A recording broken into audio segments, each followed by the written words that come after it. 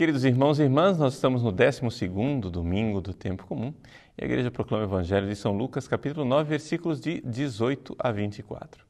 Trata-se do Evangelho da profissão de fé de São Pedro, mais ou menos o mesmo Evangelho que nós iremos ouvir no domingo que vem, porque domingo que vem iremos celebrar São Pedro e São Paulo aqui no Brasil. Então, já que no domingo que vem nós iremos tratar do tema da profissão de fé de São Pedro, vamos olhar para este Evangelho sobre um outro aspecto. Esse Evangelho de São Lucas pode ser dividido em duas partes.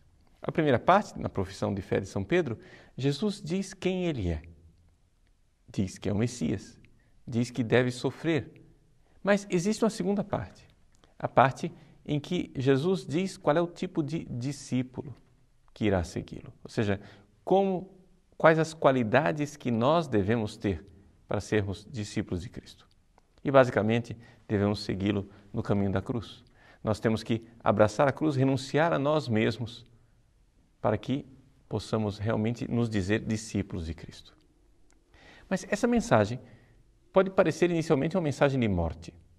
Pode parecer inicialmente algo desalentador, algo que nos desanima.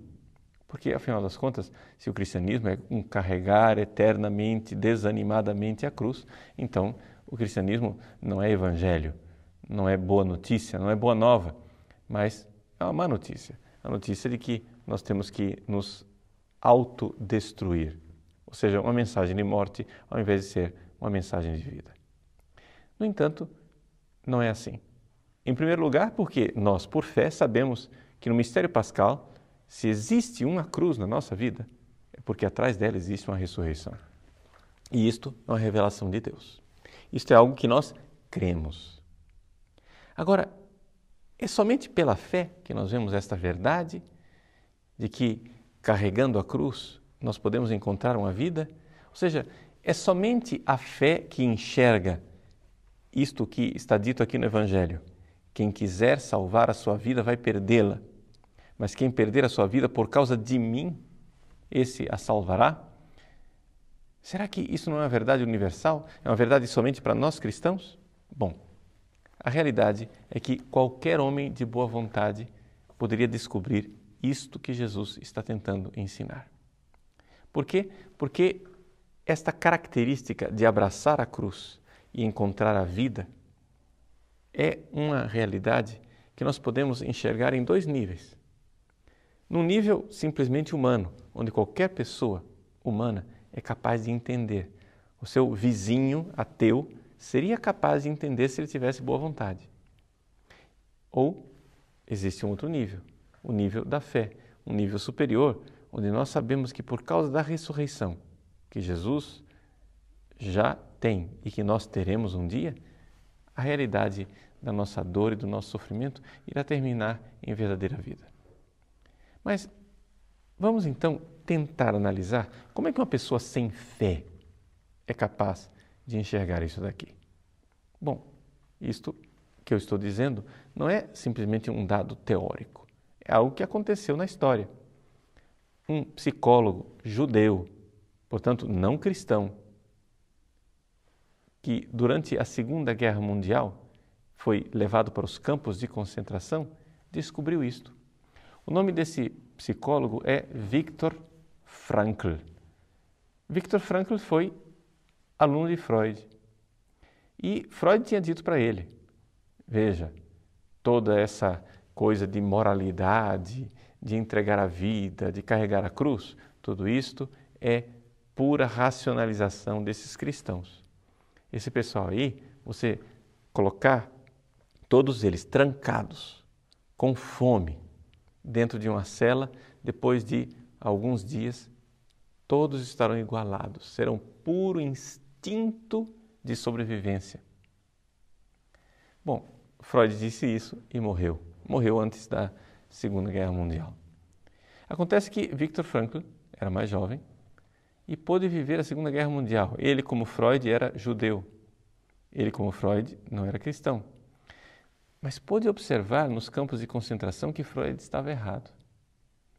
Ou seja, havia prisioneiros que, apesar de estarem em condições humanas, deprimentes, mantinham uma dignidade, mantinham uma nobreza de espírito e que, na verdade, este heroísmo, esta força interior de carregar o sofrimento com um propósito, com um sentido, era gerador de saúde psíquica.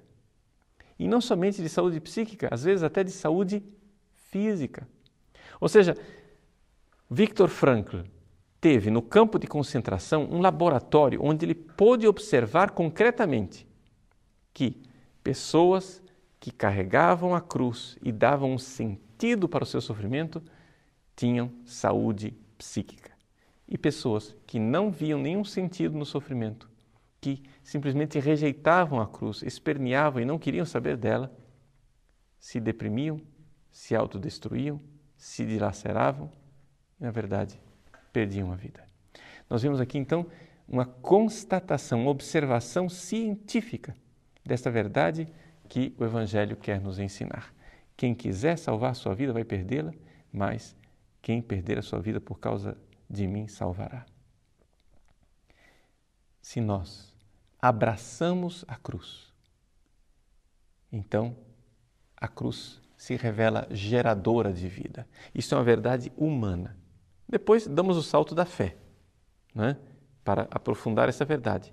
Mas seria interessante nós começarmos a enxergar que isto é uma verdade básica, humana, que está enraizada no ser das coisas, para nós enxergarmos que o Evangelho não é uma má notícia, mas é uma boa notícia. Ou seja, o Evangelho não é o seguinte: apesar do sofrimento do dia a dia, você pode se realizar. Não.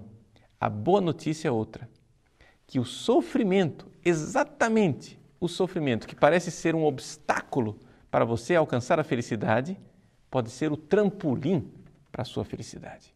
O trampolim para você alcançar a sua realização pessoal. Por quê? Porque é no sofrimento que nós encontramos o verdadeiro sentido da nossa vida. O amor. Quando você se dispõe a sofrer por amor, veja o que Jesus diz: perder sua vida por causa de mim, quer dizer, perder sua vida por amor a mim. Quando você se dispõe a sofrer por amor, você está ali gerando um sentido fundamental para a sua vida.